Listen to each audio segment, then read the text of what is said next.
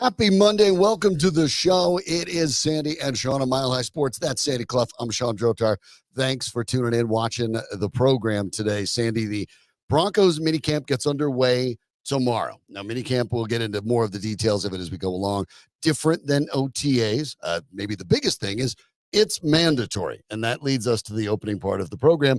Courtland Sutton has made it clear that he will attend mandatory minicamp, so he's not going to get the fines, but we know there's been some frustration regarding his contract. Even Sean Payton, Broncos head coach, alluded to it by saying that he hadn't been staying away from the voluntary OTAs because he didn't have a problem with the new uniforms. Payton obviously a little lighthearted about it, but for the Broncos, the news that Sutton is going to return is obviously good. The question I would have is, how good is it for Courtland Sutton?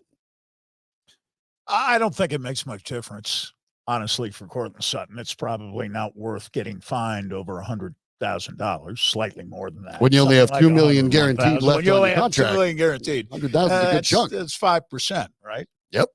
Little quick math there. For your salary. So it probably isn't worth getting fined $100,000, miss 3 days, which there'll be no real contact. There'll be more on the field work. That's another difference, that they're gradually extending the time they spend on the field. And obviously in training camp, there's a lot of time spent on the field, although 2-a-days are no more and haven't been around for quite some time now in National Football League training camp. So they gradually gear up through these various OTAs.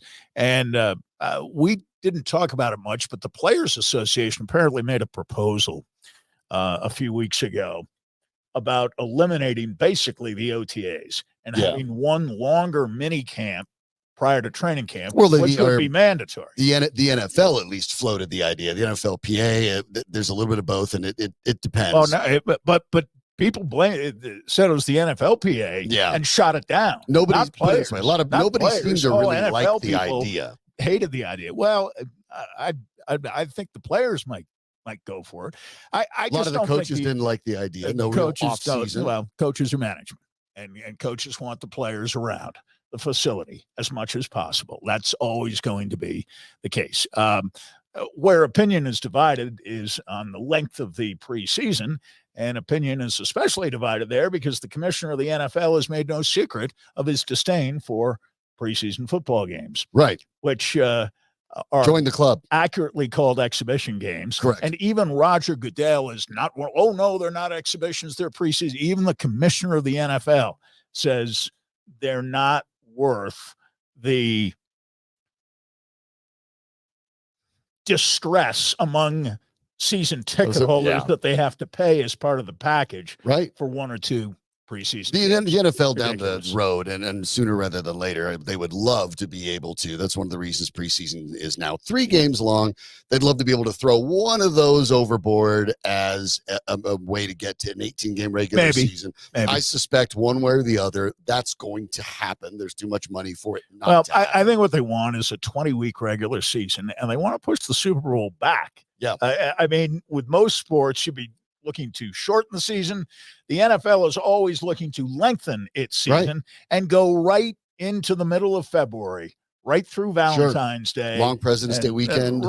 And play the Super Bowl on that holiday weekend where people are off work the following day after the Super Bowl. Right. Which becomes not only an NFL Sunday, Super Sunday, it becomes a super weekend right smack dab in the middle of February for the NFL, when not really very much is going on. You've got at least one of the All-Star games, right? That generally goes on in that window, but those can be moved because the All-Star games for the NBA and NHL don't necessarily even fit in the middle of the schedule.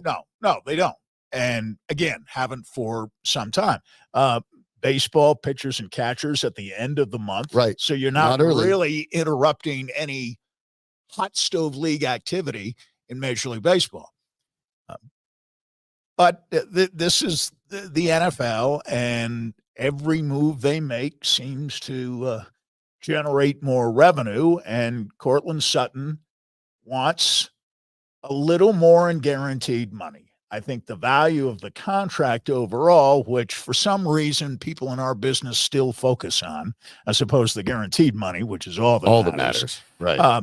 The overall value of the contract is sufficient for a player of Courtland Sutton's capabilities and his level of production.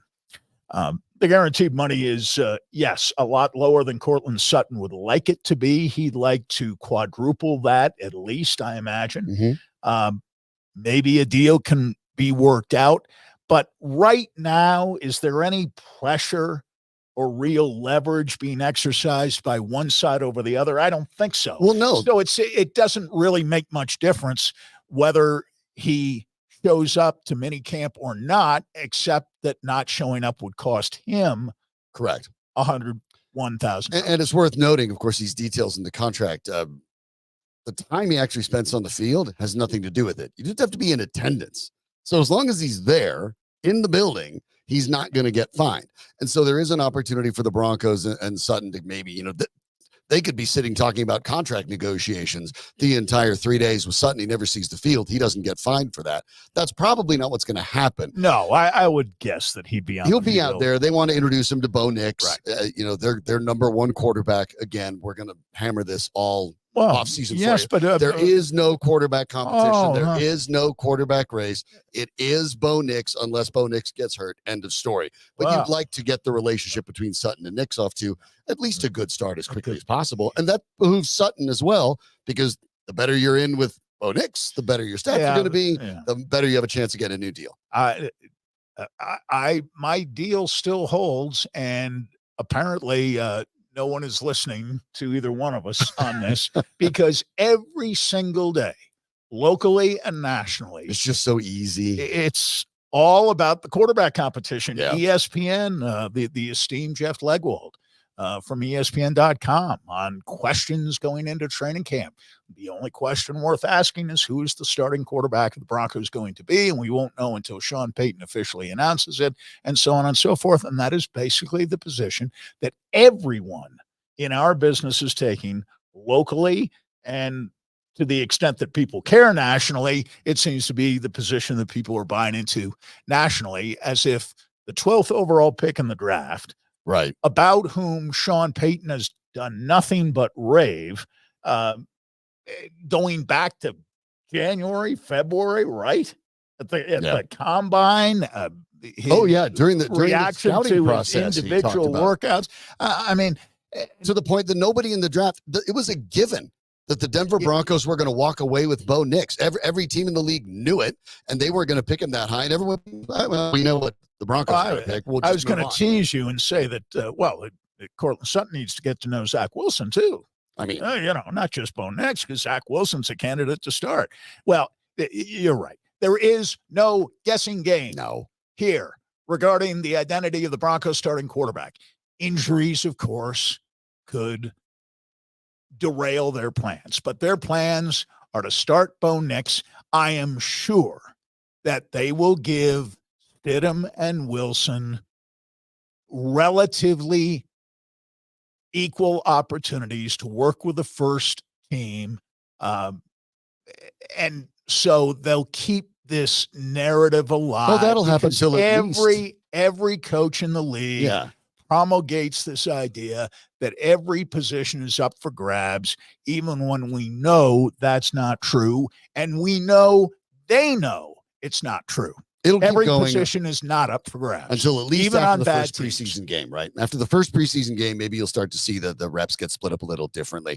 And that's fine, because when you're talking about minicamp in these cases and bringing Courtland Sutton back, it doesn't even really help the Broncos that much. It keeps Sutton from being fined. It lets them, I guess, get in the same room and talk a little bit, because Sutton's offered the olive branch by showing up, even though both sides want to say that there's nothing negative there. But clearly Sutton wants a new deal, and he probably deserves one. The question is, that we've talked about it, who's going to give it to him? And the answer is, it's not going to be the Denver Broncos. The Denver Broncos are undergoing a rebuild, and even Sean Payton, who does not love the idea of rebuilds, is aware that this is a rebuild. Everything he's done in the offseason, the drafts, the free agent signing, every conversation indicates he knows they're not playoffs or bust type of situation right now. He knows it. So why would you take a receiver with an injury history that's going to be 30, and sign him to a big, expensive new deal, especially after the Justin Jefferson deal resets the market for wide receivers, though Sutton, don't get me wrong, Sutton is not Justin Jefferson, and nor is that going to make a big difference in his contract. But Sutton could get a deal for a couple years, obviously, given what he has done over the course of his career. The 10 touchdowns last year matter. But if you're the Denver Broncos, you have no incentive to do it. The best possibility, the best outcome for all sides at this point is a trade. Moving Courtland Sutton to a team that's more interested in his future. So the Denver Broncos clear room for the players that they have brought in. Troy Franklin from Oregon leads the list, of course, familiar with Bo Nix from those times together. They signed Josh Reynolds. Sean Payton drafted Marvin Mims. Now you're bringing in the Payton guys. You move along. It's better for everybody if there's a trade. But the way to start that part of the process, if you're Courtland Sutton, is to show I'm going to be a good teammate. I'm going to show up, and I'm going to do what the team asks me to do. It makes it easier to make a trade possible. I think the Broncos in the past, I don't know if this is still true. It'd be very interesting to find out. And, of course, the Broncos won't reveal it publicly. If the Broncos still think they can get a second-day draft pick for Courtland Sutton, when other teams, I'm guessing, and I understand it only takes one to say, hey, we'll give up a second-day pick. Won't be a second-rounder. It'll probably be a third-rounder, but we'll give up a third-rounder for him. It only takes one. But I would suggest that a vast majority, if not every one of the other 31 teams, believes that they would give up no more than a third-day draft pick in exchange for Courtland Sutton. Yeah, he's the number one Bronco wide receiver. I can't think of a team in the NFL right now, with a possible exception of New England, I guess maybe Carolina, whose rosters aren't very strong, who would have less proven talent at wide receiver than the Broncos do at the moment. So maybe for those teams, Sutton would be a number one receiver. For Carolina or New England. For nobody else, including Pittsburgh. No. Perhaps a jumping-off point for him. Pittsburgh would not consider him.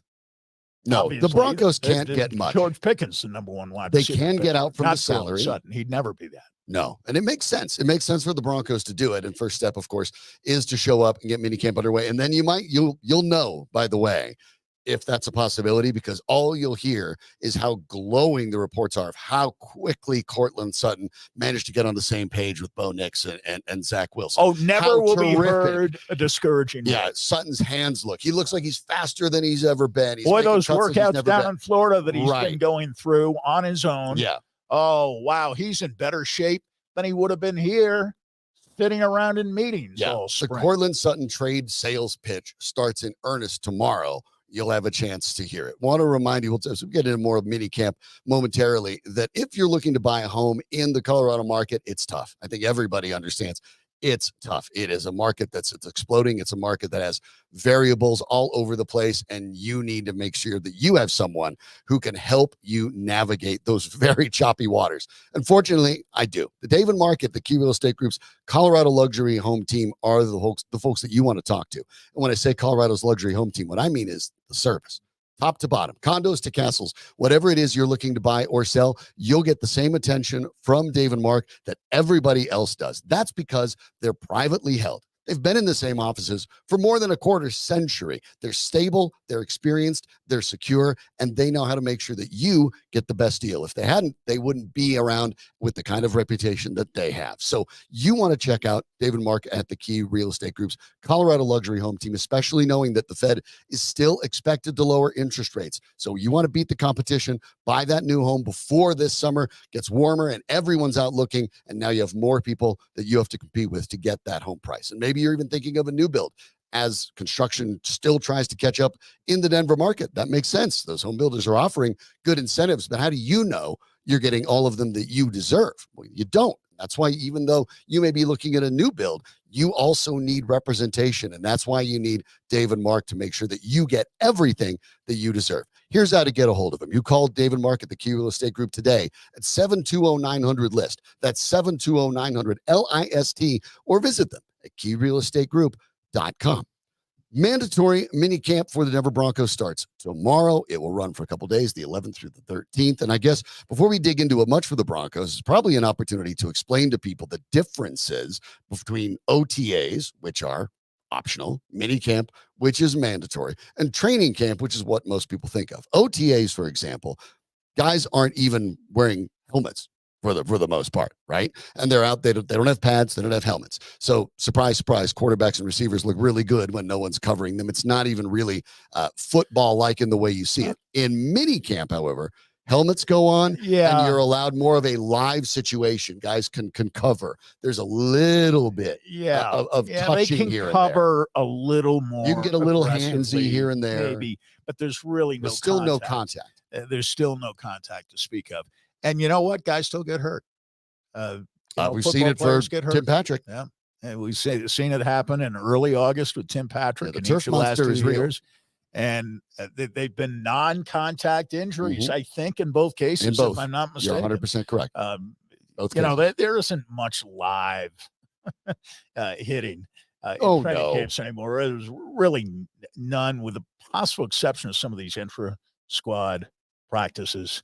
But it still represents more, especially in minicamp, it represents more of like a two-handed touch more than anything else. You're not even allowed to wear full pads until training camp. It's certainly no full contact, but you'll see helmets and the shoulder shells, and then that's about it. But again, it gets closer to what you see in football, but you also have to understand the value of it. Now, though, you do have the opportunity for a little bit of interaction between offense and defense. Now, when you're looking at the quarterbacks for the Broncos, they can get something of a pass rush. There's a big difference mentally when you're a quarterback and you're wearing that red jersey and you cannot get hit.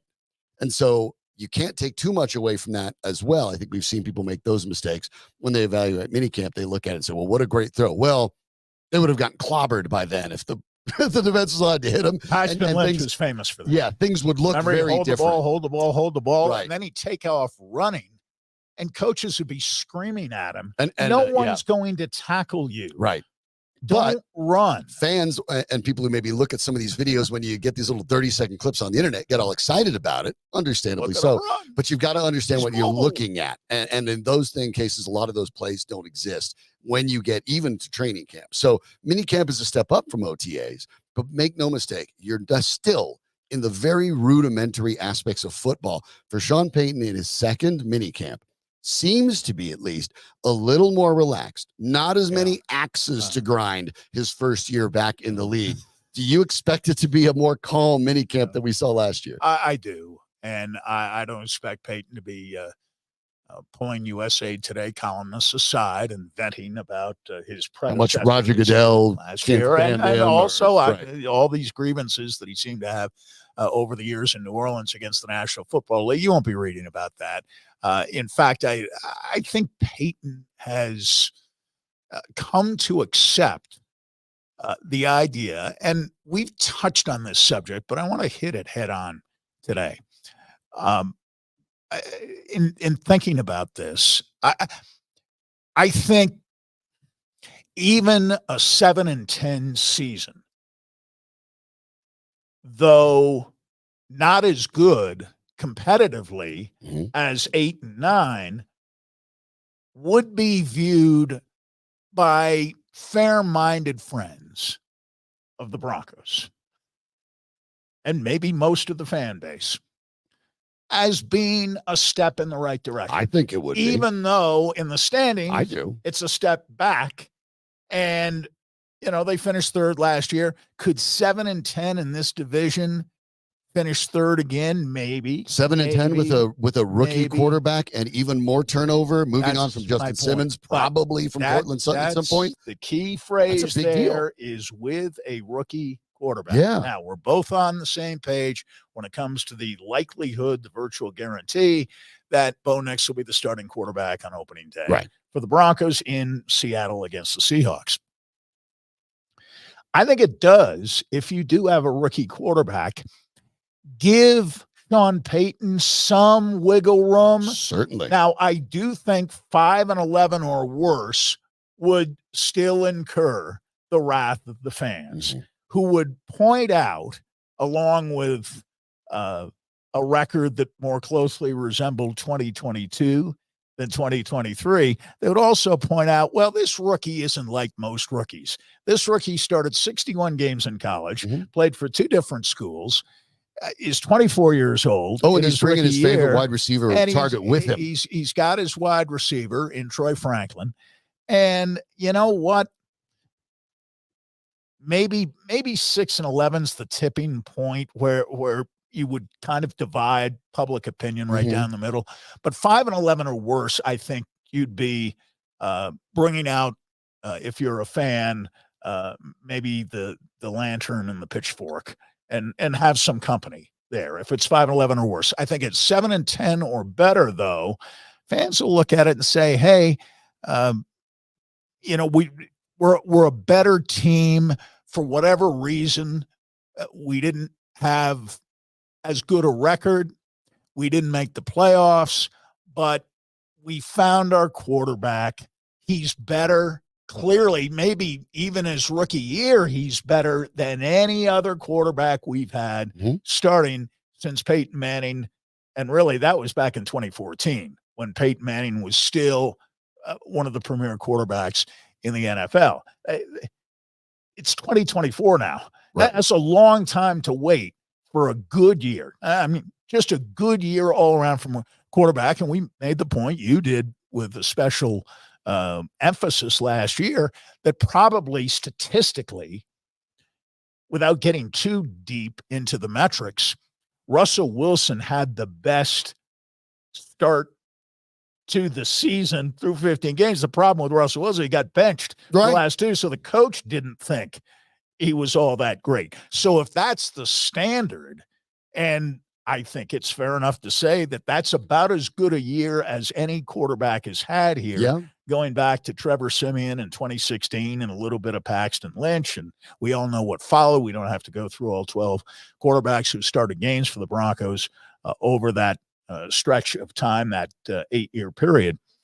I think if you see by the end of the year that, hey, Nix is the real deal, he needs more help, maybe even a better defensive team than the Broncos are likely to put on the field this year. But you see that trajectory continuing with all the promise I think he will show this year. I do. I think he'll be fine. I don't think he'll be spectacular. But if he shows individual progress and the team around him fails and they end up with a worse record, nobody's going to put that on him or on Peyton so much. Maybe George Payton, another Peyton, will get the blame because, hey, injuries hit and the Broncos don't have any depth. Why don't you have any depth? Because you haven't drafted well. Well, who's been either involved or in charge of the draft going back to what, 2021? That would be George Payton. Right. Broncos have 10 games this year scheduled against teams that had winning records. Now, that doesn't necessarily mean the schedule is some sort of last year winning record. Right, last year. By most projections, at least, is sort of a general strength of schedule and predictions. The Broncos are facing somewhere between a 17th and 20th hardest schedule. It's in the lower half. It's not especially hard. No, it's not especially easy. Despite the fact there will be a lot of teams with winning records on it. But I think you're right.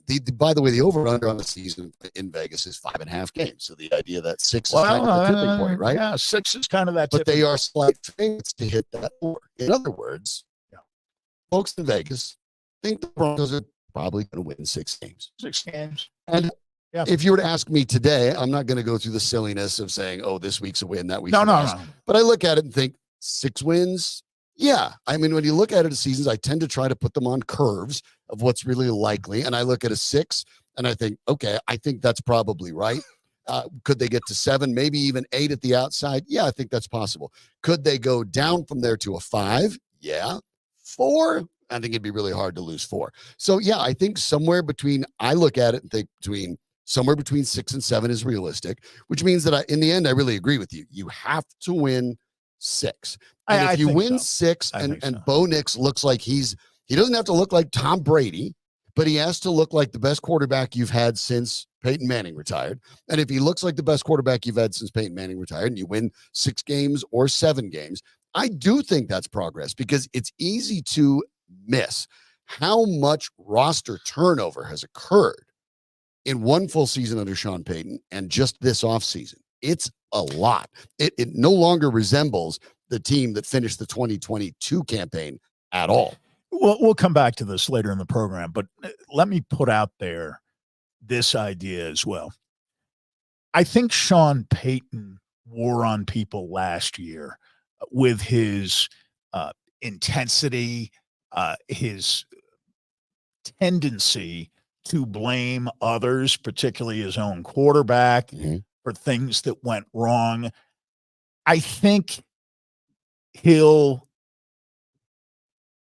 wear a little more easily on fans this year because, at least in the offseason up to this point, he appears to be more relaxed. He isn't as much the ex-head coach of the New Orleans Saints, who's maybe even thinking in his own mind, gee, we won 10 games a year in New Orleans, right? Maybe a little more than that while I was there. I've got to live up to that, and I've got to find a way to get us into, if not the playoffs, then at least into more of a winning than a losing pattern.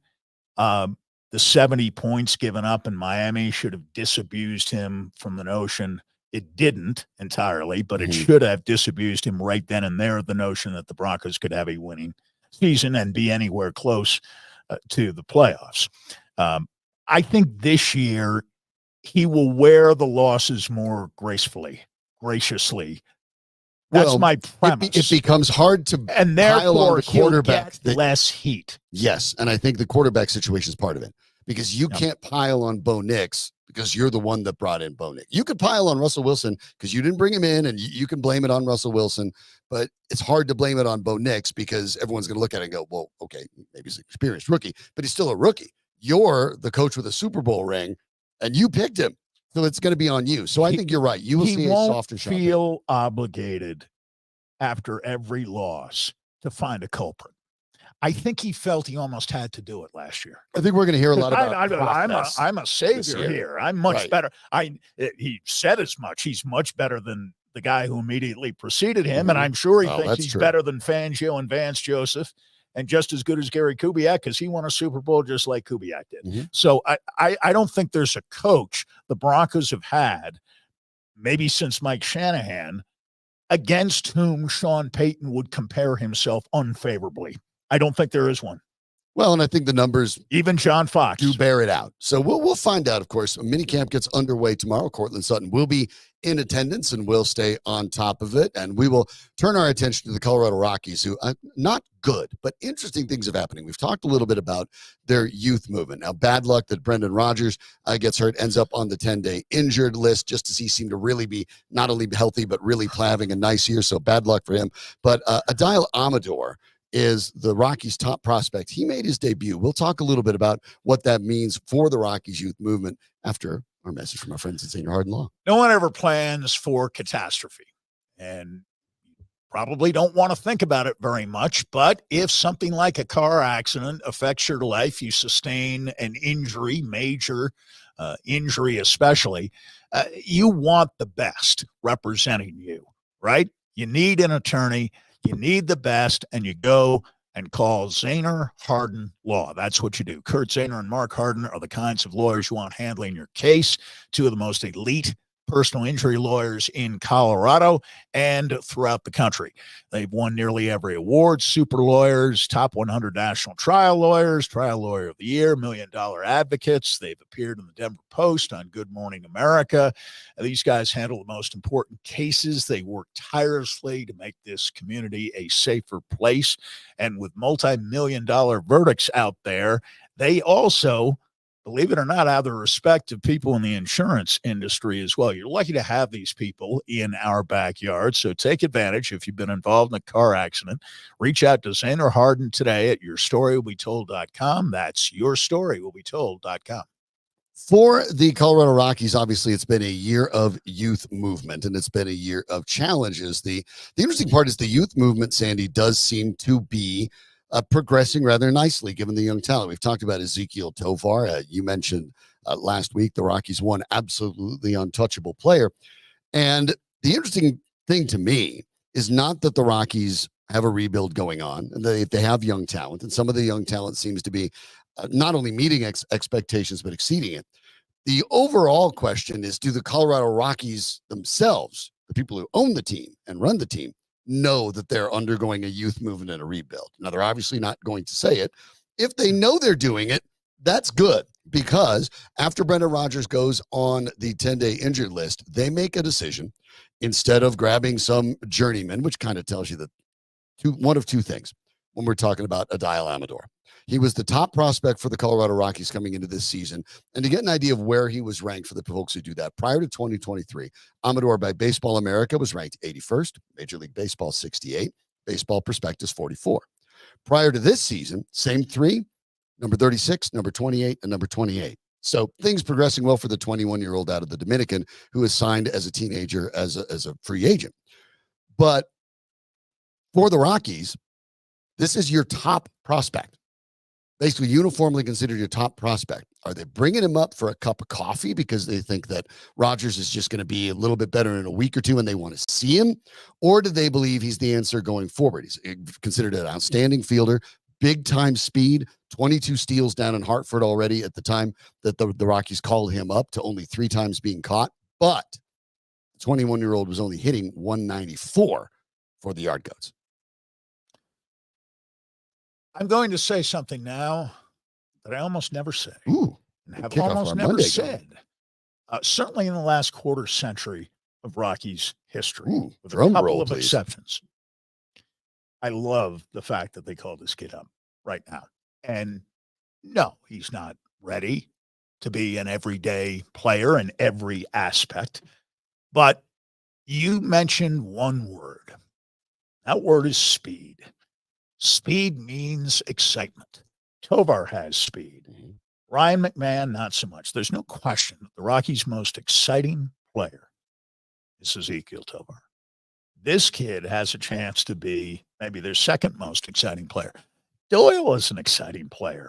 If for no other reason than his defensive player in center great field. arm. I mean, he's not a great base stealer. I mean, he's not going to steal 30, 40 bases. Fast. But he can move on the bases. And the Rockies need that. The Rockies don't have a lot of power. But along with that, they're also one of the slowest teams in Major League Baseball. They're the least likely team in the National League to threaten you with a running game. I think that's fair to say. I think the statistics bear that out. I don't know about in all of Major League Baseball. There may be teams that steal less often than the Rockies do, at least successfully, less often than the Rockies do. But the element of speed at the top of their lineup, the idea of going from first to third on a single, the idea of scoring just about every time, first to home on a double, first to home on a double, great doubles on an extra base hit, on a park that features doubles and sometimes triples, but basically it's the best doubles park I think ever talk created. About extra base hits, statistically, but it is particularly doubles are favored by that. And this guy is not going to hit 300. This guy is probably not going to hit 250. Not right now. But this kid, I mean, there are players all over Major League Baseball who hit 220, 230, but either they have a lot of power or they walk a lot. Or in this kid's case, they have speed. They have an element that's elite in their game. They're not 5-tool guys, but they have speed. And if they find a way to get on base, maybe the on-base percentage would even be well below 300. But defensively, you're not losing anything, really. I don't say that you're upgrading because I think Brendan Rodgers is a pretty good defensive second baseman. Yes. He's won a Gold Glove. When I read, I'm being as honest as I can because I don't feel this way very often. When I read, obviously I was watching when Rodgers got hurt. He's running to first base and it pulls up lame, and it's obviously a hamstring. Hamstrings in baseball are so difficult because there's no way to get around it. The worst. The worst kind of baseball injury to have because you really can't do anything. No. You have to wait for the offseason. You have to wait for the offseason to make it completely right. I wasn't happy Rodgers got hurt, but I was I was kind of excited when they announced that they would be calling up this kid. Yeah. And I said, good. I mean, for the Rockies, 500 baseball's nirvana. Oh my goodness. It is the high point. And from the 1st of May on through, that's basically what they've been. They split 4 games in St. Louis, and I know the Cardinals aren't very good. And I know the Cardinals have a losing record. Most teams in Major League Baseball have losing records. Yeah, it's top heavy right now. Well, it's extremely top heavy. But splitting 4 games in St. Louis is not something the Rockies have often done. If it's a 3-game series, they inevitably lose 2 out of 3 in St. Louis, at least. The glitch was getting swept at home by the Reds. Otherwise, the Rockies have been playing pretty regular ball. That was the bumpy patch, and they flat out blew the final game of that series. But then they go to St. Louis, and they win the first game of the series, and they win the third game of the series, and they have a chance for 3 out of 4 yesterday. Of course, they didn't hit, and the Rockies probably aren't good enough on the road to take anybody 3 games out of 4. I mean, they went into Miami, they lost 3 straight. They went into Oakland, and they lost 2 out of 3 after winning the first game of the series. They're just not good enough to do that. But Amador was one of the guys that hit. Tovar, they have 5 hits in total. Tovar had one. Was great this Amador had one. He was great. Doyle had one. Diaz, who should be on the block and probably is, had 2. But in his major league debut, Amador goes 1 for 3. He gets a steal. And one of the things that I like about it, and he's their top prospect for a reason. And the batting average is not good down at Hartford at 194. At the same time, when you look at young guys, you've got to look at other measurables. In the 209 plate appearances at Hartford, he has 39 strikeouts and 33 walks. That's what I. So you're talking about a guy the on-base percentage wasn't terrible. No, the on-base percentage. Even with the batting average under 200. At 337, which, by the way, and granted, I know it's AA, not the majors, that the 337 on-base percentage is far better than the Rockies team average. And so he can make an impact right off the bat. And there is pop. He has 7 home runs in 46 games. Yeah. So you're talking about a guy that, as he continues to grow, gives you a lot of ability, and came up as a shortstop, has a shortstop arm, shortstop abilities, played shortstop basically his whole career. Obviously, with Rogers being down, they're going to put him at second. And boy, you got some slick fielders there. But it also gives you a window. We talked about the idea of maybe if the Rockies want to commit to this youth movement, not only do you obviously trade Elias Diaz, but you also look at maybe trading Ryan McMahon. Well, if you now put Rogers at third, right? Put Rogers at third, where there's less movement. Rogers can handle third. Amador at second. Tovar at short. You have an outstanding fielding. Still need to find a first baseman. Need to find a first baseman. Chris Bryant, but and Mike Toglia had his as they call it, Little League Grand Slam earlier in the weekend when he hit a bases loaded liner down the right field. It came in, and the relay past third was chucked into, into the ether, and he gets to come around. But, Toglia that was the hope. I don't think that's necessarily going to pan itself out. And it's certainly not going to be Chris Bryant, who just can't stay healthy. So the Rockies still have a lot of work to do. And Bryant, obviously on the wrong side of there, he's not part of the youth movement either. But maybe you land that kind of prospect with a Diaz trade. Maybe you land a ready-made guy who can play with a McMahon trade.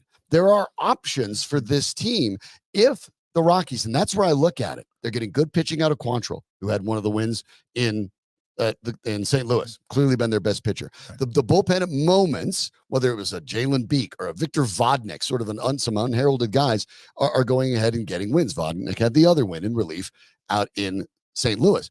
If the Rockies truly understand that they are in a full-on rebuild and youth movement, a la, and I'm not saying it's going to end the way it did for them, because it won't, but a la the Houston Astros, who actually had the courage to tell their fans, hey, guess what? We're going to suck. And it's going to be a few years, because we're committing to the young guys, and we're going to find out which ones can play and which ones can't. Cubs did the same thing. Right. At about the same time. Both of those organizations found themselves winning World Series a few years later. Now, I'm not suggesting the Rockies will do that, but it takes a strength and a confidence in ownership that I'd love to see if the Rockies had, to flat out tell your fans, we're not a playoff team. We're not even in the mix. We're committing to these young guys because some of them have real talent, and we need to let it marinate and mature. And that means we're not going to win a lot of baseball games. I'm okay with that. They're 13-11 the last 24.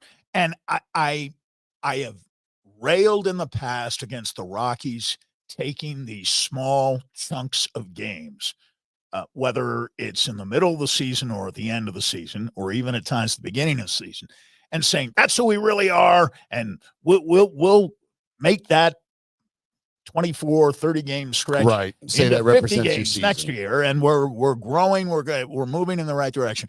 I hate that, but I think it depends on how you are winning the games and with whom you are winning the games. And if you go right around 500 over an extended period, let's say they avoid the worst case of a June swoon here and have a decent June, if not a winning June, just a decent June that more or less resembles May. Then you can say you've done it with the backbone of your team being your keystone combination at second and short. And maybe you do get something for McMahon and or a Diaz, who are still productive hitters. Diaz from the right side, McMahon from the left side. Both right now look like they would be all-stars. And both could help, certainly American League teams. And that's the other thing I want to point to. The Rockies, at this point anyway, have an advantage in playing in the National League. The collective run differential in the National League is minus 37. The NL West and the NL Central are minus 28 and minus 16, respectively. Even the East is only plus 7, and that's because Philadelphia is plus 102. The National League is not very good. It isn't. Even the Rockies are inside of 10 games from the wild card. And they have the last wild card position. The third worst record in baseball. 21-39. The third worst record in baseball, and they're still within single digits of a wild card spot. That's right. Yikes. And in the American League, it would be different. Let's say they were in the AL West. They'd be close to first place, but they wouldn't be anywhere near wild card territory. And that's even with Minnesota backing up a little bit lately in the American League. But the American League run differential is obviously just the opposite, plus 37. And both the American League Central and the American League East is just loaded. I mean, you're going to have, I think by the end of the year, you're going to have 5 winning teams in the American League East. It's good. And at least 2 won't make the playoffs. Yeah. Obviously, Ronald Acuna's injury plays a big part in that for Atlanta. But in the National League East, it does. Yeah, but the American League East is far and away the best division in baseball. But the Rockies don't have to contend with a strong division or a strong National League generally. The only winning teams right now in the National League are the Dodgers, the Brewers, the Phillies, and Atlanta. And Atlanta's going the other way right now without Acuna. Right. I mean, that's 4 out of 15 teams in the National League with winning also records. Makes it really a bad year to have a bad year, but that's the way it goes for the Rockies. That gives you an idea of how bad the Rockies have been. But playing these young guys and doing it, yes, because Rogers got hurt. But you know what? And maybe you're rushing. Wouldn't have called up that kind of player. But they wouldn't have because they're too scared that well, I'll leave it at that. They'd be in fear. They'd be afraid. And that's the problem with the Rockies. They operate too often out of fear. Yeah. Nervous that Amador might come up and go 0 for 21, and then they're worried that they've hurt his development. In this case, it's probably a good sign. They're like, well, or they're worried what the fans will think. Right. He's our top prospect, but he's an exciting player. Let's see him, and that's something that will benefit not only the team, but the Rockies always think, don't they, that their fans are much more demanding than they actually are. The Rockies always think that. Oh, if we trade a certain guy, he's a fan favorite. The fans will revolt. The fans aren't nearly as demanding as the Rockies imagine them to be, nor is the media nearly as fierce or critical as the Rockies imagine the media to be. The Rockies live in a constant state of fear and paranoia, but I salute them for this move. It's the right move, and we'll continue to watch how that goes along, too. Over on the basketball court, the odds are looking really good for Boston. And if you were thinking, by the way, of maybe getting into online sports betting, look, it's a complicated landscape, right? For the last 4 years, since things have been legalized, you've heard all the ads and seen ads. You've probably been overwhelmed by them. They're across the television, top to bottom. You can see them everywhere, and it might be hard to figure out how to get into it. What makes the most sense for you? What's the best deal? Well, we've tried to make that easier for you right here at Mile High Sports. We've gathered all of the best sign-up bonuses and all those offers, and we put them on one page on our website. So you can go there instead of having to sort through everything else by which commercial you saw or what you heard or what a code was that came across the TV for 5 seconds. We put it all in one place. We want to make it easy for people who are interested in getting into betting to find the best options for them, because not every option is the best for every bettor. So we researched them all, bring them to you in a way that makes it simple and easy to understand what's available, whether it's bonus bets, second chance bets, deposit matches, everything in between. It's all in one place. Here's how you get it. You go to milehighsports.com, and while you're there, you go to Colorado Sports Betting. You can also grab our mobile app. It's free. You might be watching on this right now. You might be catching us, and thank you for doing so. And just go to Colorado Sports Betting within the app or on the website. All of those offers from top to bottom, every way you can imagine, the best, the latest, the greatest, they're all there waiting for you to pick the one that fits you the best so you can have the most fun when you're deciding to jump into online sports betting. Just think of it as a bonus from your friends here at Mile High Sports. In the NBA Finals, Sandy, things have gone absolutely to form for the Boston Celtics, who have taken a 2-0 lead. Kristaps Porzingis has played. He's looked good while doing it.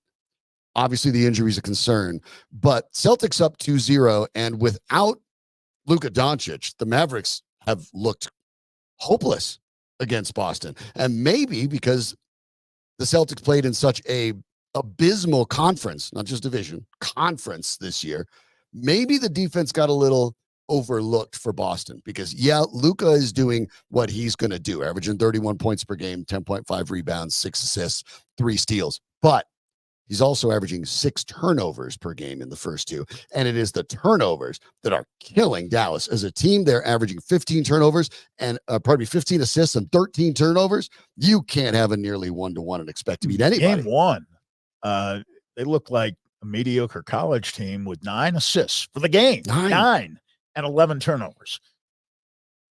Game 2, 21 assists, 15 turnovers. Still not very good. Boston, game 1. Boston did not play well in game 1. And I didn't think so. They still won handily.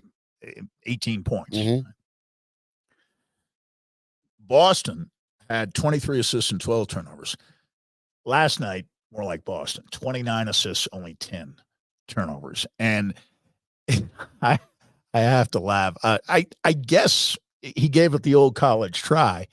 Jason Kidd clearly trying to divide and conquer by emphasizing between games 1 and 2 how much better a player Jaylen Brown is by comparison to Jason Tatum. Right. I kind of liked the little gamesmanship. It was a nice college try by Kidd. Brown is their leading scorer thus far. To be honest, the best player in the first 2 games has been Holiday. Holiday has been their best player in the first 2 games. And that is the difference. A friend of mine was texting last night with me, and obviously Dallas is in trouble. There doesn't seem to be anything. 2 for 17 from three-point land in game 2. Without Doncic shooting the threes, you take him out of it. 2 for 17 from the others, 5 for 32 for the series from the others. Not including Doncic. Obviously, you can't win that way. But the idea was, well, Dallas isn't very good, and the Nuggets should be there, and the Nuggets would give Boston a go, and Boston lost 2 games to the Nuggets this year. Had the Nuggets not been out of my statement, that's part of the difference. My statement was that, one, Jamal Murray was never able to play, for whatever reason, at the heights he had customarily reached during the playoffs when healthy in past years. Yep. Playoff Jamal was a no-show. That's one thing. Number 2, as we clearly saw, and this was, I think, the point at which Jason Kidd thought, maybe I can poke at Tatum a little bit. Tatum has not scored 20 points in either of the first two games, and Boston has scored 107 and 105 points in those games. They haven't needed him to score. He's doing other things. Can you imagine the Nuggets if Jokic didn't score, even if he rebounded well, even if he had a lot of assists, where they'd be? This is what's different about Boston. They aren't solely reliant on Tatum or Brown or Holiday or White or Porzingis even. Porzingis coming off the bench, right, and he's been great in both games until he pulled up a little bit lame last night, although he seems to think, and I mean, he ought to know, he said basically, he said it'll take wild horse to keep me off the court in game 3. Well, I'm going to figure out a way to play. And they took him out when they should have, with about 4.5 minutes to go, when he was having trouble getting up and down the floor. But you know what? I'm not sure it makes much difference. Boston just has so many weapons, and they are defending brilliantly. Yes, Dallas is playing poorly on offense, and they're too reliant on Doncic right now, way too reliant on Doncic, who himself is banged up. But you've got to give Boston a little bit of acknowledgement for being an exceptionally good defensive team. And see, that's the thing for me that separates a Tatum or a Brown from Jamal Murray. Tatum and Brown are terrific defensive players. Brown especially. And Derek White blocks more shots than any Nugget blocks. Right. And they're He's getting a guard. You know, you just saw the number scoring at the bottom of the screen a moment ago. The defensive ability's there, but the scoring has been balanced in these first two games. Jaylen Brown, 21.5 points a game. Holiday, 19. Tatum, 17. White, 16.5. Porzingis, 16. You can't ask for that. That's a dream combination of scores. It's really hard to defend when all 5 guys can score. And they can all shoot the 3 ball. Yep. And that's the challenge. So what Boston is kind of doing is, and we'll see in the moment, we'll talk about it in a little bit when we get to the Stanley Cup Finals. You're kind of seeing almost a Florida Panthers thing too, where depth and balance scoring. Oh yeah. It makes a monstrous difference. And was Dallas swimming upstream during these playoffs by basically riding Doncic and Kyrie to wins? And I'm not discounting PJ Washington and Daniel Gafford's contributions. They were real. But everyone understood if you couldn't stop these guys, Dallas could still beat you. The problem was, even as good as Jokic was in the playoffs and has been in the playoffs, their second scorer in Murray was not as consistent as Irving. And now Irving's having problems because the third scorer was even more inconsistent. Who? Do we even know? From game to game, well, who's it supposed to be? The Lakers, it was certainly Porter. Right? Porter might have been their second most reliable scorer in the Lakers series, but he vanished, especially completely in the last 4 games when he couldn't get to double digits. Right. And it looked like Aaron Gordon might pop up, but that didn't quite happen. Kentavious Caldwell-Pope is not really renowned as a scorer. No, the Nuggets off their bench with Brown and Watson, of course, who got buried as well.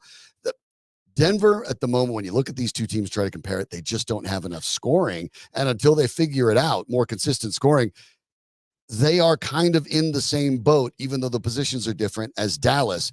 And you can have a lot of nice players around you, but you simply aren't going to be able to get to the top of the mountaintop again unless you have a multitude of guys who can score, because that makes you somewhat immune to really good defenses when you have those good one-on-one players like Aaron Gordon and Kentavious Caldwell-Pope are. Boston made it to the finals 2 years ago and to the conference finals last year, and they made 6 out of the last 8 Eastern Conference finals until this year without Porzingis, without Holiday. And Porzingis has changed their offensive profile. And I think Holiday came and joined a team that was pretty good defensively, but not as good as it could be. And he tied it all together because he's like Tatum. He can guard multiple positions. He's like Brown, who can also guard multiple positions. White can. They've got 4 guys who can guard at least 3 positions on the floor, at least 3, with those 4 guys. Porzingis even. You can kind of move him around, and he's been a shot-blocking force coming off the bench in this series. Horford is an old pro who is still reasonably athletic and can make an occasional three. And then the Hauser and Pritchard come in, and anything they give them is gravy, and they play hard defensively, those 2 guys. Consider this with Holiday. He's obviously been a very good player for a long time, and he had a long run. As a champion. Right. Well, but with Milwaukee. But when was he a champion? Year 1, right? They made the trade to obtain him because they knew they were close, and they go over the top, and they win the whole thing. What happens? First year with Boston, they need a guy to go over the top. They go get him. They're going to win the whole thing. Holiday is the kind of guy that when you talk about making acquisitions that are the final piece of your championship puzzle, Drew Holiday is going to do that in his career, not once, but twice. It didn't happen, and you've made the point. He's done it now, or seems to be on the verge of doing it for a second time. If Drew Holiday, nothing against KCP, if Drew Holiday and Jamal Murray were Denver's backcourt, they'd win 2 and maybe 3 in a row. But you can't have everything. No. You see? No. And Boston is the team. If they can finish off this series, I'm not saying the series is over necessarily, but it is certainly, as they say, trending. Yes. In the wrong direction from Dallas's point of view. You look at Boston's profile over an 8-year period, and there's no reason that over the next 2 years at least, I mean, their guys are under contract pretty much for years to come, that they can't make a run at another title or 2 titles. And that's bad news for everybody, not just the other teams in the East. That's bad news for everybody in the West too. Because if Boston were in the West, maybe they wouldn't have won 64 games, but they would have finished with the best record. Well, out west, the Los Angeles Lakers are trying to get back to things, and they have made a 6-year, $70 million offer to UConn's Dan Hurley, the now 2-time defending national championship coach of the Huskies there. And I don't know whether the idea of coaching LeBron James and Anthony Davis or not having control of the team because he's not the GM or who knows what, but Hurley took that number and said, no, thank you. I'm going to stay in college. And the national response, make more money in college. Right. That's the funny thing. Making more money doing what he's doing in college. And obviously your job in many ways, I know the NL landscape changes it, is somewhat easier because how much can you really coach, let's say, LeBron James? I mean, really? You don't. And I'm not picking out a single LeBron. It's the nature of the NBA, right? The money that the players make and stars make, it's almost like a totally different job. And I commend Dan Hurley, like Mike Krzyzewski before him, who considered Lakers offers in the past before always turning them down and going back to Duke, to realize, look, the grass isn't always greener on the other side. You are going to be up in Storrs, Connecticut. You will never buy a drink in your entire life. You're going to make more money than you know what to do with. A bunch of kids are going to come to your program and just say, whatever you say, coach. Why would you blow that by jumping to the NBA where you're hired to be fired? And I know people are worried about the Connecticut basketball program because the football program is not real strong and everything is geared to football now. And what will happen? Will they be able to compete with NIL money and in the transfer portal? You know what? They're a brand.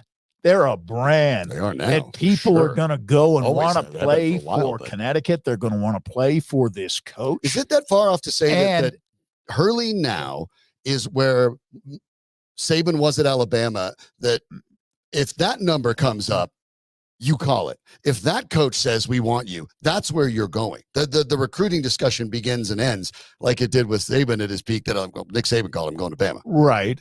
Right. Dan Hurley calls him going to UConn. Right. I don't care. I'm sure Dan Hurley has some reservations, as most coaches, both in football and basketball, do about the future of college athletics, particularly in those sports. But here's my thinking and why I never thought he'd leave. The last 2 years at Connecticut, 68-11. Last year in the tournament, plus 140 point differential. That's Nobody's ridiculous. ever, UCLA included, it's never been done. Never been plus 140 in a tournament. 68-11 the last 2 years. He'd lose 11 games in his first month with the Lakers, possibly. Yeah. Yeah, it's a I don't think good move for Hurley. I don't think that computes in Danny Hurley's world. No. That he knows that. Certainly in the first 6 weeks of a season, he'd lose more games than he lost the last 2 years at UConn. Yeah. The money is fine. Okay, he won't get 6 years, $70 million from Connecticut. He'll get 6 years and 50. I think he can live on. He'll be all right. The Colorado Avalanche have money problems of their own, given the challenges with the salary cap, and we'll get to that in a moment. But I want to remind you that it's coming up kind of quick now, just barely over a month away, with the 4th annual Colorado Whiskey Fest coming to the Douglas County Fairgrounds on Saturday, July 13th. Food, wine, beer, and spirits vendors will be on site, including more than 50 different whiskey vendors. So if you're a fan, so many opportunities to sample, so many different varieties. The festival will take place from 11 a.m. to 5 p.m. Live music from the Kevin Austin Band and Mojo Filter. Tickets are available online now. And if you use the promo code MHS, obviously Mile High Sports, you'll save $15. So $15 right off the top for you. The Colorado Whiskey Fest, presented by the Whiskey Cartel. And if you're 21 and up, you can get those tickets today at whiskeyfestcolorado.com. While you're there, and if you're going, why not save yourself some money? You can use promo code MHS, save $15 on your tickets, and spend that on your ride share there and back, because obviously you want to enjoy yourself and not worry about driving. So we'll save you a little bit of money that way. Go to whiskeyfestcolorado.com, MHS, to save $15. That's the 4th annual Colorado Whiskey Fest coming to Douglas County Fairgrounds on Saturday, the 13th of July. Not all that far away now at all. For the Colorado Avalanche, the challenges financially in an offseason in which they need to be able to retain some of their own free agents and strengthen a little bit as well is going to be complicated. And we've talked about this before, by 2 different players. One is Gabriel Landeskog. Gabe Landeskog's injury, the Avs, of course, will take him back whenever he's available, but Landeskog has a significant salary, as does Valeri Nichushkin. The Avs, as it stands right now, have about, depending on where you calculate it, about $9 million in cap room. Even if you added nobody and you let Jonathan Drouin go, which they're not going to, and you didn't sign Casey Middlestat, which of course they're going to, you still couldn't put Nichushkin and Landeskog back on this roster and stay under the cap. So the Avs have maneuvering to do. Landeskog's story is basically on health. Nichushkin's is far more complicated. A good primer piece in the Denver Post today, I want to call that out to Corey Masiak, to take a look at the way that Valeri Nichushkin's situation goes. Suspended until at least mid-November. He is not being paid, but it doesn't mean he doesn't, for the Avalanche, still impact the way things go, because when he can apply for reinstatement as soon as mid-November, the Avalanche don't have that much ability to maneuver and get themselves back under the cap very easily. So this situation is going to be fraught. Not only would you like to have the best version of Valeri Nichushkin back, who is a very effective player for the Avs, but you also need to be able to afford a team that does have an opportunity to win the Stanley Cup with 3 future Hall of Famers in their absolute prime in Nathan McKinnon, Cale Makar, and Mikko Rantanen. For the Avalanche, letting this opportunity go by the wayside is unconscionable, but they have to figure out how to deal with these contracts and this money. Yeah, and I thought the piece was very good. And I've read it over a couple of times, and it presented various scenarios by which the Avalanche could, on the one hand, trade Nichushkin, although that would be difficult. They could keep him. There are several layers, well, at least a couple. I mean, I don't know about it's going to be hard to a couple layers you have to go through. Trade a guy first, and this is true with Girard, who was only in stage 1. Correct. Even Girard had to be cleared to practice and then cleared to play. Mistakenly, there are those, even in our business, who feel all that was up to the Avalanche. Avalanche had nothing to do with it. I mean, nothing. That's the league. The doctors clear him to practice. The combined and NHLPA and the league. It's committee. A joint program run by the union and by the league. And so he has some hurdles to clear before he's that are not with the Avalanche, and that's an important point. And the Avalanche have nothing to do with it. They'll be informed what's next. Yeah, but there's some legal matters that I won't go into because I'm not expert in those areas. I don't know about any kind of litigation the Avalanche could undertake to get out of paying him. That might be tough, but I'm pretty sure that though they may have to pay him, let's say they will have to pay him whenever he's activated. And that's another story too. I don't think it'll be 6 months. That's just me. I think from past experience, the league does not react well to players, and there haven't been many, maybe just two, including Nichushkin, who have been at stage 3. Well, because it's a bad react look well to go to reinstate too fast and then have the player have to go back within in. a year. It's a bad look. Within a year, maybe even less than a year. He went from stage 1 to stage 2 to stage 3. Right. Inside of a year. You think in 6 months it goes, oh, well, that's fine. We'll clear him. Hey, he stumbled 3 times in less than a year. Mm-hmm. They're not going to be all that anxious to reinstate him. But I'm pretty sure the Avalanche don't have to play him. Pay him, yes. Yep. Play him, no. No. That's always the coach's decision. There's always on the idea of trading him, there's always the idea that one team may think, hey, with a change of scenery, we can change his behavior. Sure. I think that's often risky thinking, but maybe they could get another team to pick up that contract and think, hey, Florida's got a deep team. We have a good team.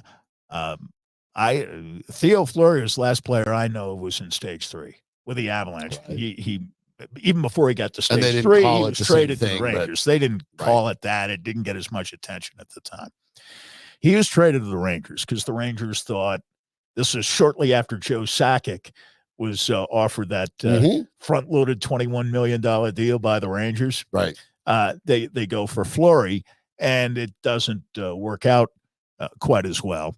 But the Rangers are a team I think of that is close, but not quite there. And you have to be willing to take that on. And you have to have the money. Maybe. The Rangers would be a team that would look at Nichushkin as the last piece in the puzzle. Big, nasty forward. Assuming he gets right. Hey, would take a chance. I mean, he hasn't messed with the Rangers or any other team. He's only messed with the Avalanche. The playoff numbers were terrific. Teams always think, right, we can straighten a guy out. Happens Change of scenery. The Avalanche do that. Sure. They did it with Drouin, who, by the way, was in this program once upon a time. They did it with Fleury. He wasn't at stage 3. But I'm saying Drouin was in this program before, and I'm reading again this weekend that, it will require some work because, he's in line to make pretty much 4 or 5 times what he made this last year. And, if they don't sign him by July 1st, he'd be foolish not to test the market. Sure. Now, I think there's incentive for his agent and for Drouin and for the Avalanche before July 1st, and there's still a lot of time. But why would you not want to go out and check the market and then come back and say, hey, Avs, I need this now? Right. But I don't know. I think if both sides want to make a deal, as creative as they may have to get, there is a deal out there to be made. I wouldn't, if I'm the Avalanche, this is speculation. I wouldn't want to wait till July 1st. No, but because then somebody might offer him silly money, right? Like $5 million a year, and there's no way they can match that, right? The contract for the Nichushkin, if you're thinking of any sort of potential trade, it's kind of on a curve, and it hits its apex in the upcoming season where he's due $8 million. It kind of went up from 6 when it was first signed up to 8. And now it starts going back down, 7.3 million in 25-26, then starts going into the 4s and eventually ends in the 2s. So perhaps that's palatable. I think that probably you'd have to get back on the ice and someone would want to see him play first and foremost. A buyout can also be organized. That can happen. Yeah. But when you think about Nichushkin's case, you have still 6 years remaining on this deal that you signed for $40 million.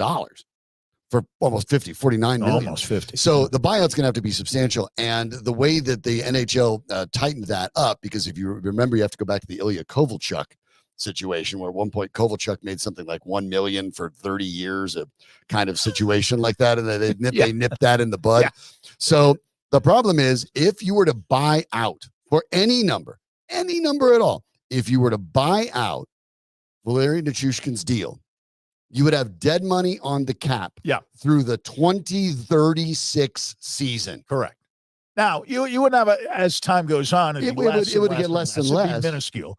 But so would the savings. Be sit about 1.7 million. Savings you would save some, but you'd save a little bit. It's not good. And there's a challenge, because you talk about right now when it comes to trades, he has a full no movement clause now. Yes, and that's true. Going into next season, this time next year, he would submit a team of 12 that he could choose. But he would allow next year. That's still more than a year away. More than a year away. So it is a challenging situation for the Avs. How they navigate it will go a long way towards figuring out how much of a Stanley Cup contender they really will be next year. And for Avs fans who see the talent that they have, obviously it's been frustrating to see the exits the last couple of years, and fairly or unfairly, and I think some of it's fairly, having it fall at the feet of Valeri Nichushkin not once but twice makes it very, very difficult, although not impossible, for him to wear an Avs sweater again. But following that is going to dictate a lot of what the Avalanche do. And unfortunately, the resolution is a long, long way from now. But if you want to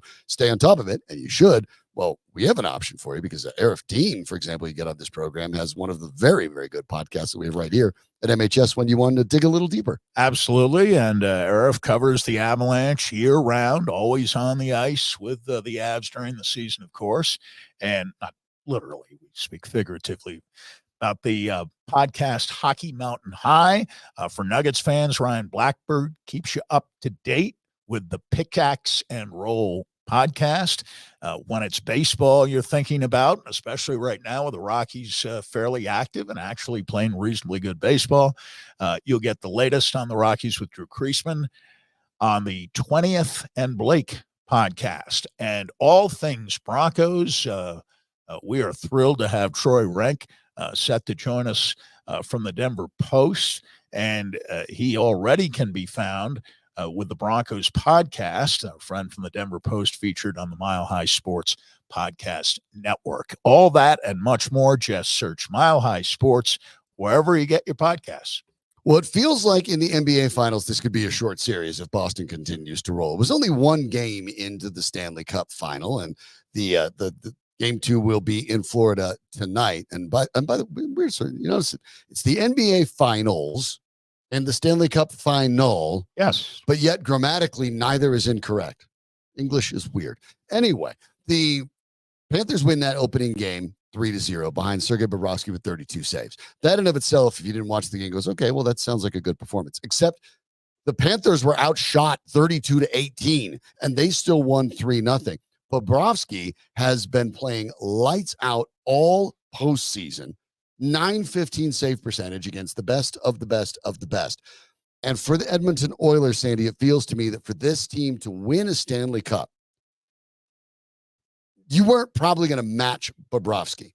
And that's unexpected, but it feels like for the Oilers, they're just built differently, right? This feels almost a little bit like Super Bowl 48 Broncos and Seahawks. These are different teams that come at you in very different ways. For the Oilers to win this cup, they're going to have to start winning games 4-3, 5-4, 6-4. They're going to need to win high scoring games.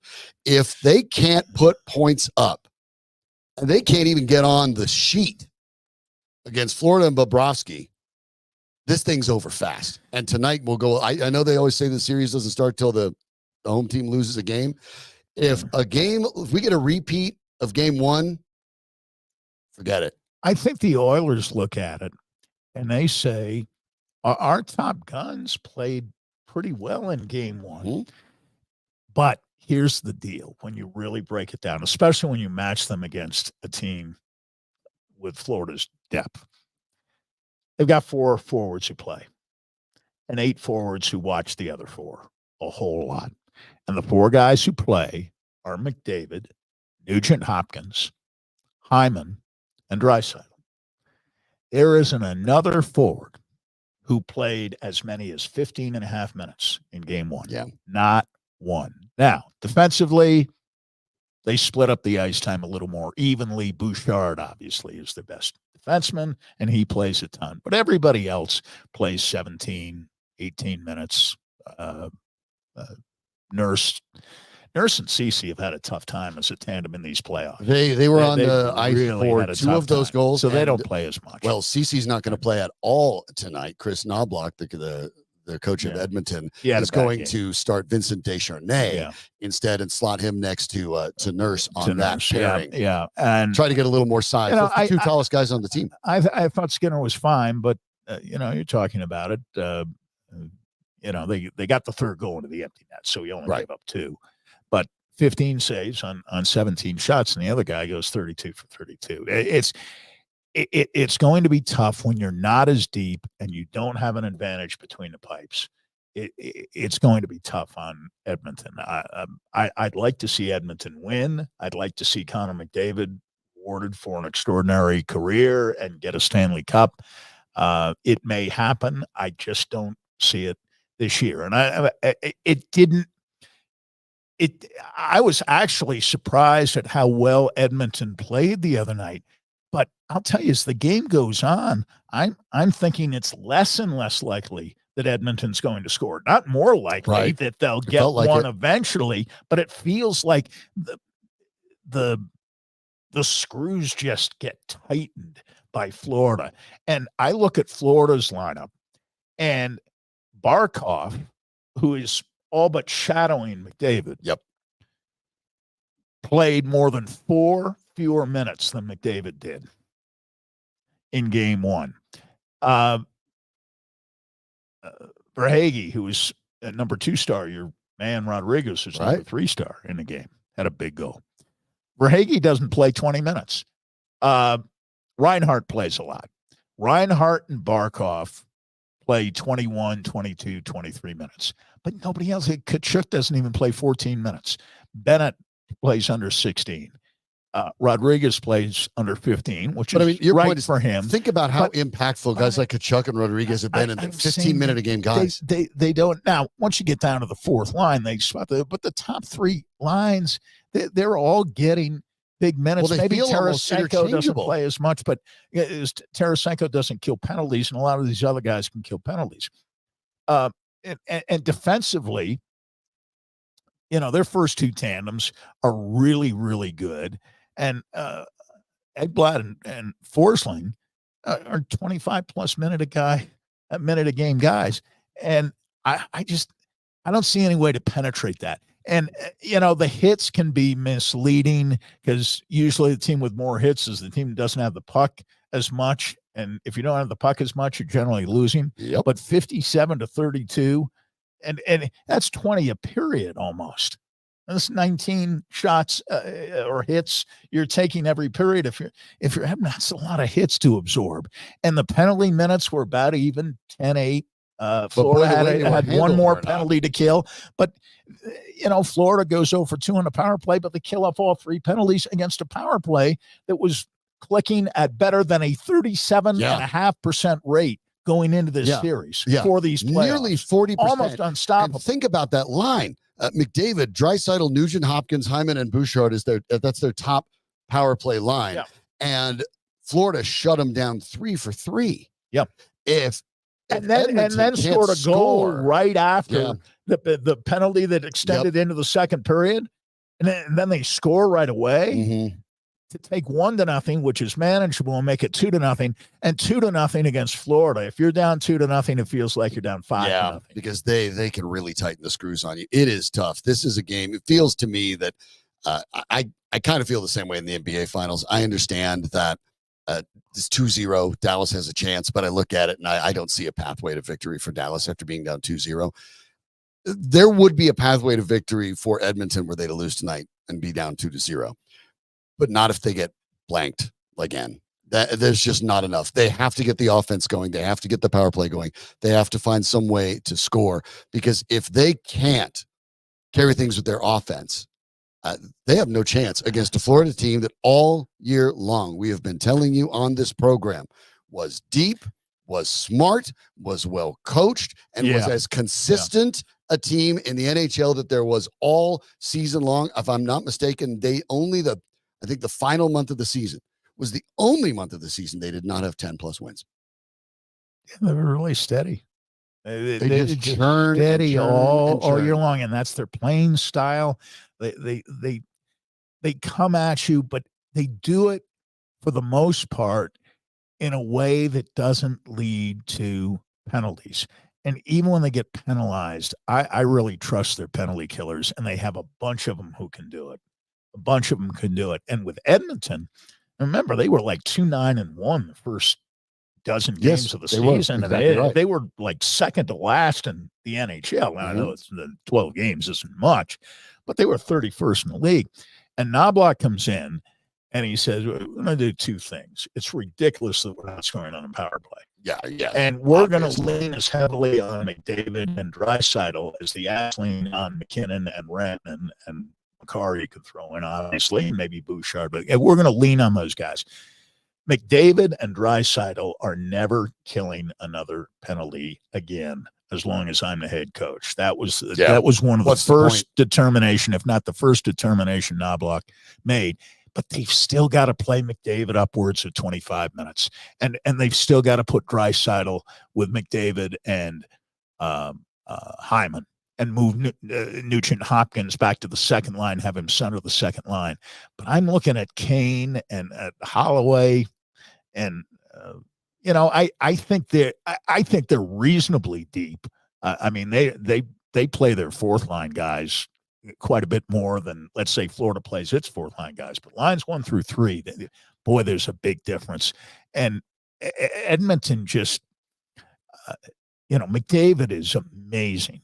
And he can do things in the 25th minute of the game that he's on the ice for that are just as amazing as what he does in his first shift of the game. But it's just not enough. And I don't see advantage points for them. I just think psychologically, it's a cliche. First goal is important in the playoffs. Mm-hmm. And sometimes it is and sometimes it isn't. Against Florida, it's really important because you just can't play. At previous series, Dallas and Edmonton for the Oilers, they were ahead 2-0 and blew one game. They were down 2-0 and won a game. In this series, they get down 2-0. They got no shot. I don't care where they're playing the game. It really doesn't feel like no chance. Bobrovsky is just too good, and he's getting better and better. And you could argue that in the last series against the Rangers, Shesterkin was as good and maybe even better because he had to be. Probably. Florida was that much better than the Rangers were, again, because they were deeper. Well, this series, I don't think you have to stretch it very far to say that he is vastly superior to his counterpart, Stuart Skinner. Well, I mean, I would make the argument. He's been benched once already in these playoffs. Bobrovsky's a 2-time Vezina winner. Okay, that's right. He's got a great playoff rep. And quite frankly, because of the balance that Florida shows, I think if the Panthers end up winning, Bobrovsky probably walks away with the Conn Smythe too. He might. He might and he might because he stands out. And I think Barkov is great, but Reinhart is too, and Verhagen and Bennett is great, and Tkachuk is great, and Rodriguez is perfect on the second line. Boy, he has had some clutch moments, hasn't he? Boy, he scores big goals, and he's just you hit on him. You were much more enthusiastic about him in an Avalanche uniform than I was, and I liked him, but you loved him. And I guarantee Florida loves him as much as you I think Colorado would have kept him if they could have afforded to. If they could have afforded That's to. how it goes. Florida has been smart. Florida's another team. There isn't one player on their team who's making a penny more than he's worth. That's hard to put together. It really is. And to his credit, too, I'm glad we're talking about him a lot because Alexander Barkov was always a phenomenal prospect, the number 2 pick in the draft behind only Nathan McKinnon in 2013. Yeah. And believe it or not, at the time, though, everyone in the hockey world said, of course, you're going to pick Nathan McKinnon first. It wasn't entirely consensus with certain teams because of the two-way ability that Barkov had already shown when he was a teen. Yeah, and he was one of the few players, especially among forwards, picked that early in the draft, and all you talk about is offense. Yeah. And his defense may get better, but you talk about his offense. With Barkov, it really wasn't that way. No.